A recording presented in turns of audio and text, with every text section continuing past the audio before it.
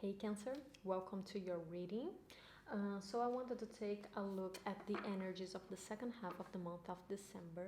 And as I have been saying to the other zodiacs as well, the reason why I want to do this is because we had so many things astrologically going on in the year of 2020.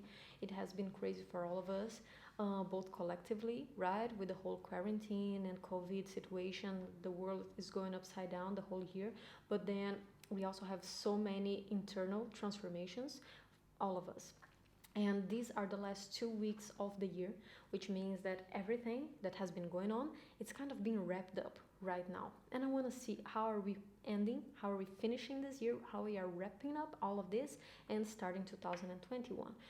More than that, we also have a supercharged end of the year because now in the 14th of December we have a total solar eclipse in the sign of Sagittarius, and then on the 21st we have the conjunction of Saturn and Jupiter in the sign of Aquarius. Okay, and yes, these are shaking up the collective and just adding another layer onto your personal transformation.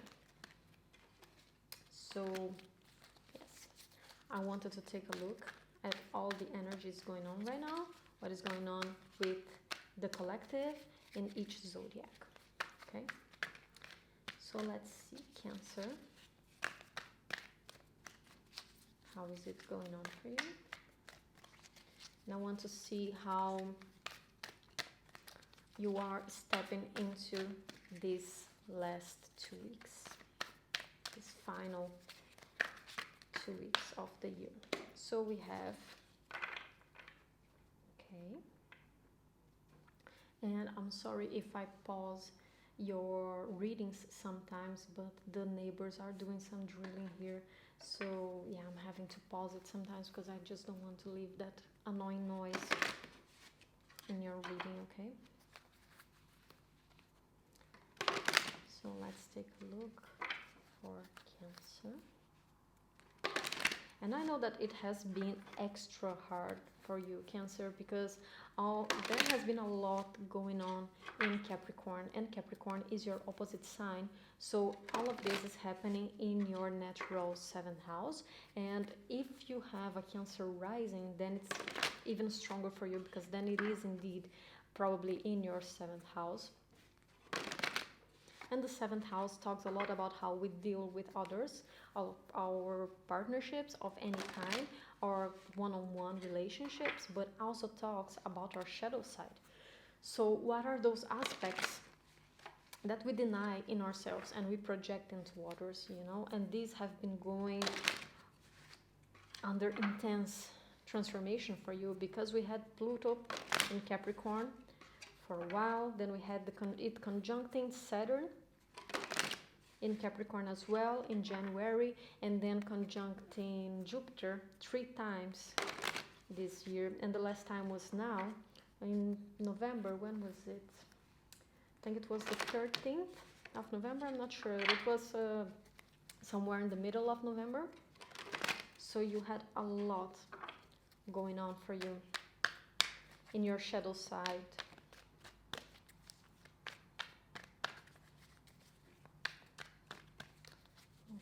So let's see what we have for Cancer, closing the year of December.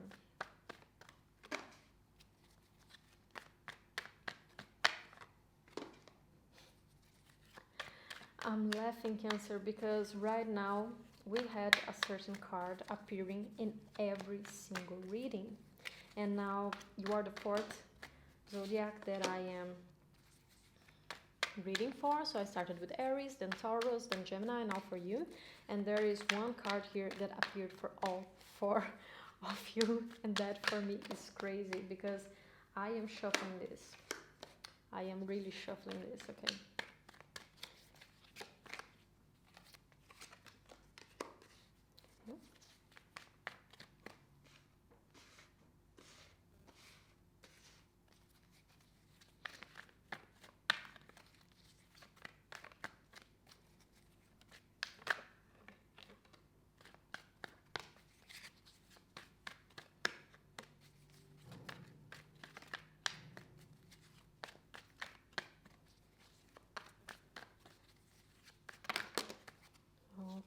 Wow. Yeah. Actually, I do want to leave this card here because I feel like it wants to come out as well. Okay. Okay, Cancer. So we open your reading with the transformation card. And this is in the good tarot. This is the death card in the regular tarot. Okay, so you step into, you close the year with the death card.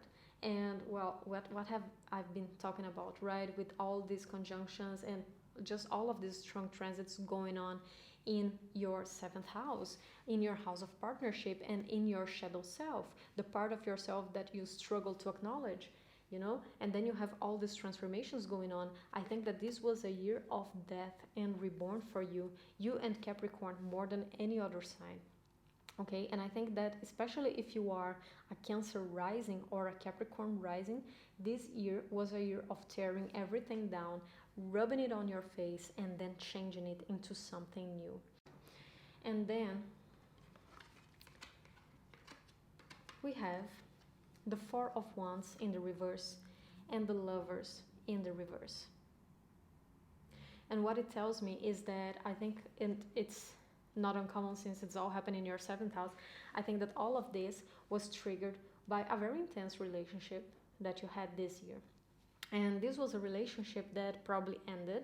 And if it didn't end, and it's about to end, although I do think that this relationship came to an end for you, because we have the Four of Wands in reverse. So it could have either been a marriage or something very stable and very long term.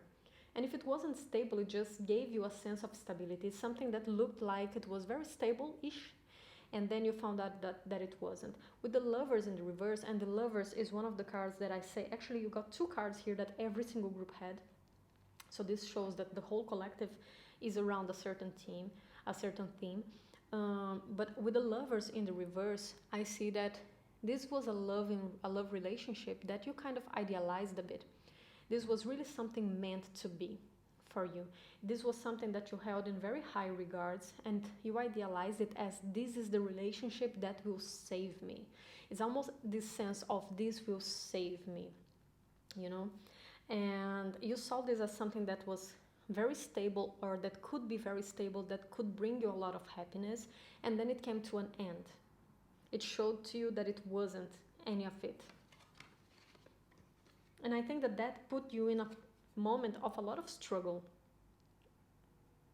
Suddenly, you found yourself kind of fighting for yourself. It was almost as if you had to defend who it is that you are and what it is that you want out of this relationship, you know? So I think that for many of you, for a long time, this relationship felt like a battle. It was kind of you against them, in a way, with this Seven of Wands here. But I think that also it gave you some sense of perspective of what are the battles that you want to fight for. Because if this is one more battle, if this is one more thing that you need to fight against, then you need to start prioritizing. Okay, if this is one more thing that I need to fight in my life, if this is one more battle that I need to go after, is it something that I want? Is this another battle that I want to get into?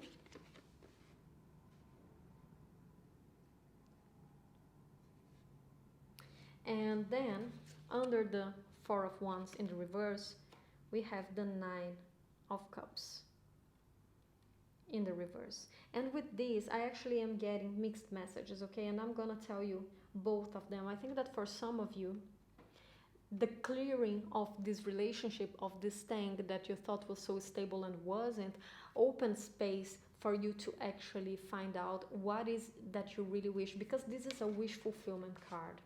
The Nine of Cups is a very wish fulfilling card. So I think that with the end of the situation, with the end of something that you held on to for so long, you could actually focus on, okay, so what it is that I really want to manifest into my life, what it is that I want my life to look like, what it is that I want to accomplish. And I'm going to talk to you also a bit about Chiron here, because I have been talking about Chiron with every zodiac. I don't know exactly why I'm feeling called to talk about it. But Chiron is our wound, is a deep wound that we have, and that doesn't matter what we do, we just can't seem to heal. Okay, and right now Chiron is in Aries, and Chiron is in Aries. It talks about our inadequacies around taking ownership, taking the initiative, charging forward, being intuitive, acting on an impulse, you know, because Aries doesn't deliberate that much. Aries just go. And if we have Chiron in Aries, then we have a strong disability in doing that. And it's a sense of inadequacy in doing that. And it doesn't matter how hard we try, we just don't seem to be able to just charge, to just act on our will. You know, we don't seem to have that willpower to break the inertia, that initial, that internal inertia. It's like we are afraid of taking the leadership. We are afraid of just charging and not thinking about the consequences. And right now, Chiron is retrograde in Aries, and Aries is your natural 10th house. Especially if you're Cancer rising, then it will be indeed your 10th house. But if you're not, if you're a sun sign Cancer, then it's still your natural 10th house, and it will work as well. Okay, but our 10th house is our public life. Our public life, our career, but not just the career, is everything that we put for others to see, is our sense of accomplishment in the world. Okay, so if you have an Chiron in Aries in there, I sense this inability of charging forward in your career and how you want others to see you. It's like you want to be seen as someone who charges forward. You want to be seen as someone who is powerful and intuitive and just goes after what you want. But then you have Chiron in there telling you that, yeah, you want to be seen like that, but you're not really managing to do that right now. And this is a transit. Doesn't mean that it will last forever for you like that, okay? Because this is a transit, unless you actually have Chiron in there natally. But with Chiron in there, you will feel this sense of inability to act towards the world, you know, to show who it is that you want to be to the world. And then we have this Nine of Cups with the wish fulfillment, but this wish fulfillment is being impaired by, but do I feel able to go after it? And I think that for some time, this relationship or whatever it was part of this sense, was part of this feeling of not being able to go after what it is that you really want. And with the ending of it, I think you can focus better on that. Now, this is for one of the groups, but another message that I'm also getting here is that for some of you, this card could also be related to addictions. So I think that for some of you, this ending, whatever it was so painful that kind of put you into unhealthy behaviors. Maybe drinking too much, maybe partying too much. I don't know if any of us can actually party right now because of, well, the whole COVID situation, but maybe you are drinking too much or relying too much on substances to kind of get through this ending, okay? So I think that this could be for some of you.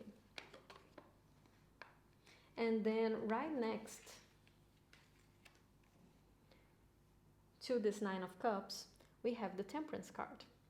And the Temperance here talks about everything has its own timing, but it's also needed a time of healing, because the Temperance comes right after the Death. So the Death card is number 13, the Temperance is number 14, which means after the death, after the transformation, after an extensive period of having yourself being broken down so that you can be rebuilt, you need to allow time for the healing to occur. There needs to be a moment of stillness. So always after the death, there needs to be a moment of stillness so that those ashes, they can settle. What I see is like, you know, when you have an explosion and everything is destroyed, but then you still see the ashes in the air, and you need time for the ashes to come down, and then you can see what actually happened there. And I feel like you are in this time right now. But I then see a big problem with the, because even though the Nine of Cups is a very good card, is a very happy card in the tarot, and it's a very fulfilling card of you are achieving what it is that you want, you are achieving your goals, and you're going after what it is that you want. I don't like it here, and I think that I don't like it here because of this sense of escapism that is coming for me with the Four of Wands. I feel this sense of escapism. I feel that you are avoiding the period of healing from the death by either focusing too much on what it is that you want, either trying to manifest new things in your life, too fast afterwards, and not allowing this moment for healing, or then dampening yourself with substances and escapism in order not to have to deal with the outcomes, with the aftermath of this death period. This is something that is coming to me, and the reason why it's coming to me is because right next to the Temperance, we have the Queen of Swords in the reverse. And the Queen of Swords, she is not up to bullshit. And the reason why she's not up to bullshit is because she is an extremely smart queen. And she cuts through it. She has her sword, and her sword cuts through anything, and cuts through the lies, and cuts through the deceit, what is deceiving, and she just brings it back to light. But she's in the reverse here. So that tells me that even though you want to move on from the situation as quick as possible, since you're not allowing yourself time to heal from it, and I also notice that the Temperance is right under the Lovers, right underneath the Lovers.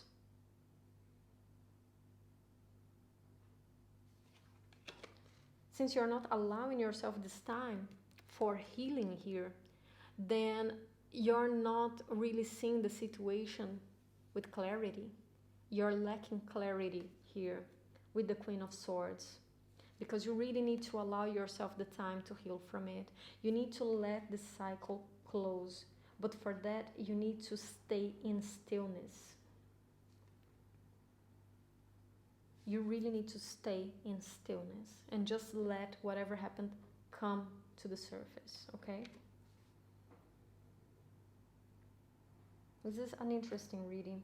And then right underneath, and that's interesting because when I'm channeling like this, my mind just goes, it just starts coming to me, and I open my mouth and it just comes out. And you can notice that many times I start saying things completely wrongly, also because English is not my first language, but I do speak English very well.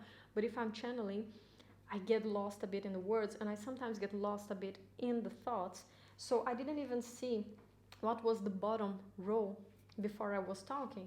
But when I said that this felt a lot to me like escapism, now I can see how this is a lot of escapism indeed. It's not just about manifesting new things in your life and having the prosperity and wish fulfillment. It's a lot about escapism, because right underneath it we have the Tower. So we have the Four of Wands in the reverse, which is a mini tower. Then we have the Nine of Cups, and then we have the Tower. So what it tells me is that something came to an end, because the universe wanted to show you something. The universe wanted you to acknowledge something. And especially with all of these planets moving through your 7th house, there is something about how you deal with your relationships, how you deal with other people, and what is it in you that you project onto others. There's something about it that you were not completely acknowledging, and then the universe came and gave you the end of this relationship to make you move away from it and learn. Okay, so I don't know what kind of relationship that it was. If it was a very toxic relationship, for instance, it could be that the universe ended it so that you could acknowledge, hey, why do you keep attracting people who are toxic to you? Why do you keep attracting people who treat you this way? Or if it's you who have unhealthy behaviors towards partners, then the universe ended it so that you could acknowledge it. Hey, why do you have these behaviors in your relationship? Maybe it's time you start paying attention to how you interact with others as well. But then instead of acknowledging it and going through the healing and going through the whole transformation, right, that the death here is asking from you, then you might have engaged in other unhealthy behaviors of drinking too much, or maybe smoking too much weed and things like that, or too much social media, whatever it is, unhealthy behaviors and addictive behaviors, in order not to deal with this transformation. And then what the universe does, it sends you the tower. So it gives you a bigger ending, it gives you a bigger shake-up of your structure, of like, okay, then now you just need to acknowledge it. Okay, and maybe this is not for all of you. Maybe many of you already learned this in the first downfall, but I think that some of you felt tempted into unhealthy behaviors again, and then the universe gave you the tower, like, okay, then I'm gonna give you the tower, and this time you will have to see it.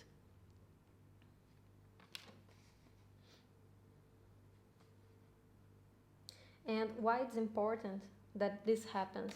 Because right next to the tower, we have the Nine of Wands in the reverse, and the Nine of Wands is another card that came for every single zodiac until now. This is crazy. The Lovers in reverse and the Nine of Wands for every single zodiac. But the Nine of Wands here in the reverse tells me that, because the Nine of Wands is my PTSD card, okay? So the Nine of Wands, he goes through some trauma, he goes through the war, and that makes him a bit PTSD, a bit traumatized afterwards. But this trauma is almost necessary, because he needs to know, he needs to learn from those lessons, okay? But with the Nine of Wands here in the reverse, and right after the Tower, what I feel is that the Tower is coming because the Nine of Wands is right under the Temperance. So it's like, if you don't go through this pain, if you don't go through this ending, and you don't allow yourself to heal from it, instead of distracting you away from the pain, then that means that you will not have learned the lesson. And if you don't learn the lesson, then the next time that it comes, and it will come with the Tower, then you will fall for it again, because you won't have learned. Because what is the good thing of a PTSD? The PTSD is never good. It is a coping mechanism, and a coping mechanism is something that we need to get through. We need to learn from that, but we need to move away from that at some point. But at least you learn how to recognize. It's like, okay, I will never fall for it again, because that hurt me so much, that caused me so much pain, that it's kind of, even though I need to let go of that pain, and I need to move on with my life and not be so hyper vigilant anymore, I still need to have the awareness and the inner knowledge of what the red flags are, so that I can recognize that in the future. Okay, but if you don't allow yourself to go through that pain and to see those dark areas of yourself, of how you deal with your relationships, how you deal with your own one-on-one relationships, doesn't need to be only love relationships, okay, but one-on-one relationships, close relationships. If you don't go through that pain, and you don't allow yourself the temperance, the time and the patience to go through that, and to absorb the lessons, then you won't be able to recognize when that comes back to you again in the future. Okay, so this is something that is coming to me, which ties perfectly with how the reading ends, because then we have the High Priestess. So indeed, this is something that you need to go through in order to gain a higher awareness. It's almost an initiation process that you went through this year, which, let's be honest, ties beautifully with the death card. This is an initiation, okay? And initiations are painful. You need to really break yourself down in order to rebuild that.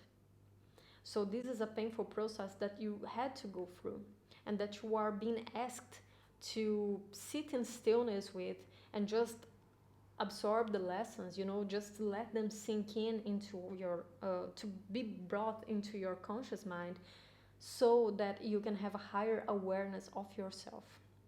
Because the High Priestess, she's a card of having a higher knowledge, but she knows the universe that lies within herself, and it's from the knowledge that she gains over that universe that she sees the world around her with so much accuracy as well.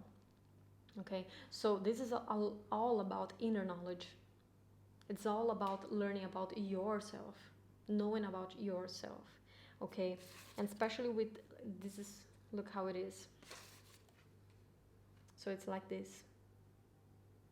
So I think that the universe is really asking you to end this year with accepting the lessons, and letting them sink in to you. Don't fight them. Don't try to distract yourself from them. Don't try to distract yourself from the pain. Learn from this pain, okay? Because, and the death card is a card of Pluto, okay? This is a card of Scorpio and of Pluto. And Pluto has been traveling through your 7th house. So death, Plutonic transformations, they are painful. They are extremely painful because they show us what is the most raw thing inside of us, and that's never something easy to go through. Seeing what it is that we are really made of is a process that can be very scary, but that's what brings you true power. True power lies in understanding and accepting the darkest parts within you so that they can be brought to light and transformed. But you can only transform something that you accept and acknowledge. If you deny it and if you try to distract yourself from it, then you don't acknowledge it, and if you don't acknowledge it, you won't transform it. And guess what? Pluto will continue in Capricorn for a few more years. So if you don't learn it now, it will come again, So accept the pain. Don't run away from it. Accept your inner darkness. Accept your shadow self. Even if you're not proud of it, it's still part of who you are. So accept it so that you can integrate it, and so that you can step in a much higher power, in a place of much higher awareness and intuition, which is the High Priestess here.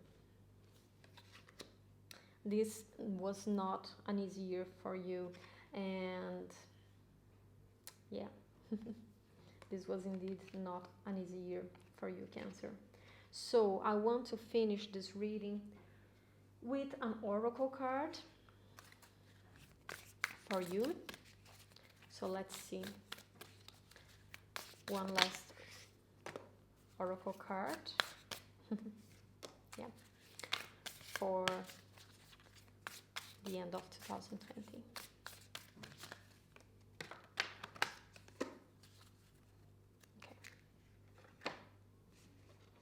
So first, we have the first quarter moon with your commitment is being tested.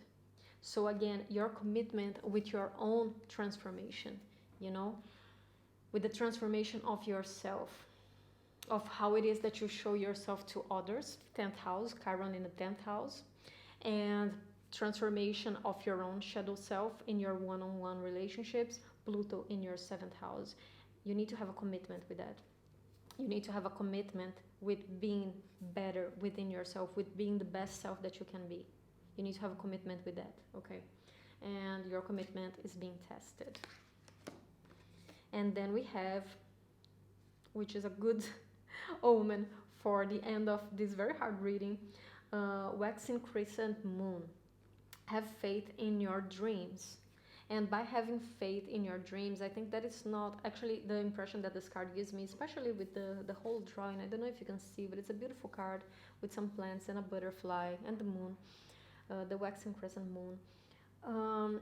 It's not so much about having faith in your dreams, but it's like having faith in yourself, having faith that you will come more wholesome from this transformation. This is an integration process, but in order to integrate ourselves, sometimes we need to destroy ourselves to the ground, and that can be a very scary process, because you think, what will I be after everything's destroyed?